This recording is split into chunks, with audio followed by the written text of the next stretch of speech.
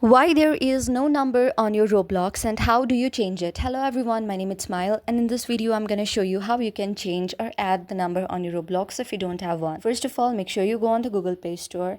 On the top search bar, what you need to do is search for Roblox here. After you search for Roblox, you will see the option of Roblox. Just install it. The latest version of Roblox would be installed. So whenever you tap on the play, now you don't see the option of your phone right here. Your phone is just removed. Then what can you do to make it back is you need to follow the following steps right here. The very first step is to go on the settings. You can also choose your browser. For that, find the greater icon located at the upper right corner of the site, or the app as well. You will see the three dots icon for more.